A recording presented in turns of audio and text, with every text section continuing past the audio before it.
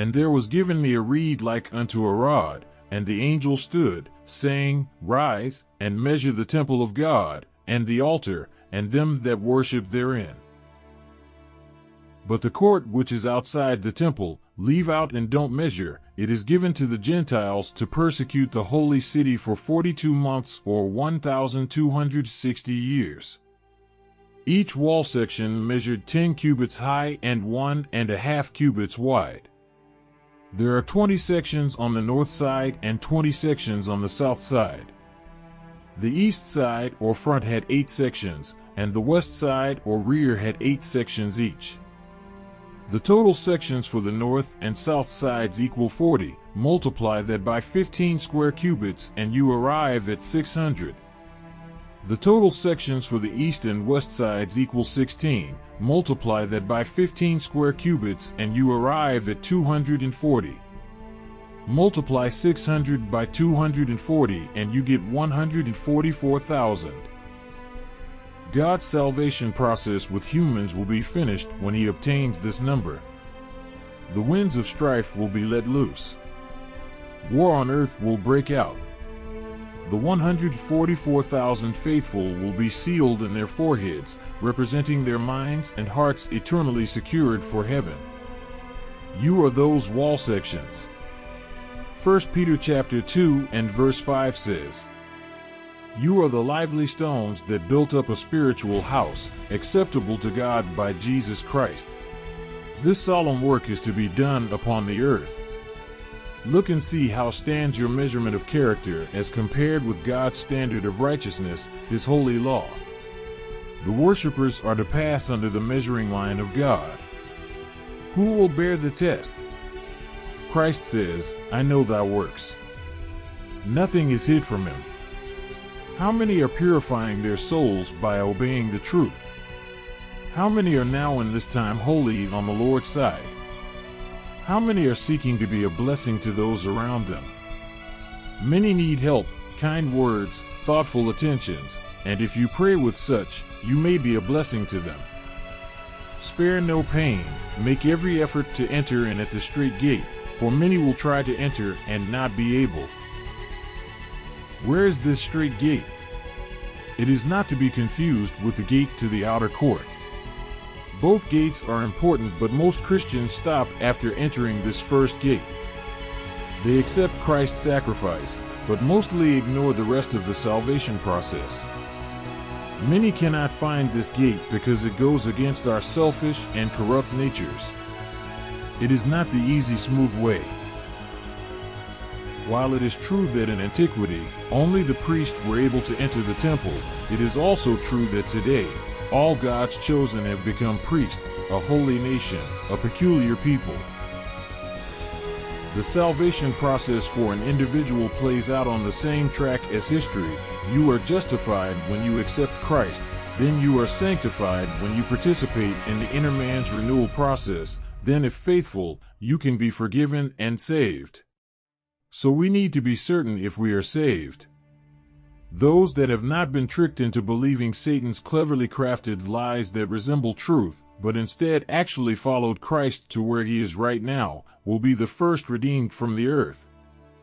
Take the angel's advice. Christ is not here in the outer court, He is risen. He sits at the right hand of His Father. He supplied His blood in the outer court, but now is applying it to everyone who will stop sinning. The next item to measure is the altar, but the angel did not specify which one, so we will measure both. The altar of incense and the altar of burnt offerings. The altar of incense measured 1 cubit long, 1 cubit deep, and 2 cubits high at its base. The horns or upper part had the same exact measurements. The total number of cubits is 24. This is the number of elders shown to be worshiping the Lamb of God, the Creator of all things. Those that profess to know and love God, even their worship is measured. What is the quality and quantity of your worship? The altar of burnt offerings or brazen altar was 5 cubits long and 5 cubits deep and had 3 cubits for its height. 5 cubits by 3 cubits times all 4 sides equals 60 square cubits. When you make a promise to God, it will be evaluated. In ancient times, men 20 years old to 60 paid 50 shekels of silver for this.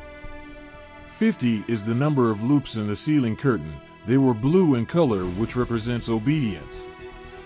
It can be no wonder that both the Old and New Testaments clearly show obedience as required by God.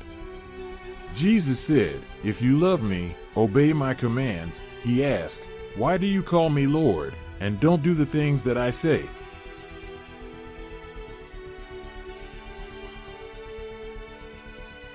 Angels of God are sent to measure the temple and the worshippers therein. The Lord looks with sadness upon those who are serving their idols, with no care for the souls perishing in darkness and error. He cannot bless the church who feels it no part of their duty to be laborers together with God. What a terrible thing it is to exclude Christ from his own temple. What a loss to the church. Here is the work going on, measuring the temple and its worshippers to see who will stand in the last day. The world is nearing the time of its destruction. Every generation takes up some phase of evil in advance of the one which preceded it, moving onward in the march of impenitence and rebellion. God is looking on, measuring the temple and the worshippers therein. Professed Christians are joining hands with the man of sin to make void the law of God.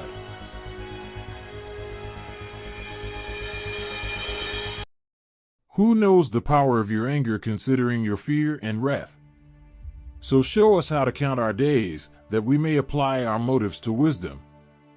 And when will you return and change your mind about us? God considers those whose lives are not full of leaves, but of fruit. Those that do their part in winning souls for him are deemed wise. From a collective perspective, God's true church wins souls for him. How many days have they been in existence? What is the number of their days? God's final church grew out of a people that followed him into the sanctuary. They thought that Jesus would return in 1844 because they confused the earth with the sanctuary as meaning the same thing. This error cleansed all the followers that had corrupt motives and produced a few humble faithful that would be the founders of God's final church. If you multiply 6,000, representing the total number of years allotted the earth, by the number of days in each year, that would be 365, you get 2,190,000 days. We may not know the exact age of the earth, but we do know as of October 2023, it will be 179 years since October of 1844. Multiply 179 years by 365 days and you get 65,335 days. Divide 2,190,000 days by 65,335 days, you get 33.5 days. Christ's ministry while here on earth lasted 33.5 years. Might this be a coincidence? In Pilate's judgment hall, church leaders were hell-bent on crucifying Christ. Christ is the truth. Today more than ever, many church leaders and members are hell-bent on suppressing or eliminating the truth. Instead of honoring the truth, church leaders and members chose Barabbas. This man claimed to be the Messiah. Recently, a man here in the States claimed to be the chosen one, or Messiah. Barabbas said he would establish a different order of things, to set the world right. Americans were told that he would make America great again. Barabbas claimed whatever he could obtain by theft and robbery was his own. We were told that when you are a star, they let you do it, and that items that belong to the government are his. Barabbas had gained a following among the people, and had excited sedition against the Roman government. On January 6, 2021, he encouraged sedition against the United States government. Under cover of religious enthusiasm, he was a hardened and desperate villain, bent on rebellion and cruelty. This too applies for both characters. These infamous tragedies prove a crucifixion of the truth is coming, but they are not the only ones. Maybe God will give us more time, maybe He won't. It is not for us to say. This presentation is for prayerful study and consideration. Percentage-wise, how many days of your life have you devoted to winning souls? How many towards pleasure-seeking and mammon-getting?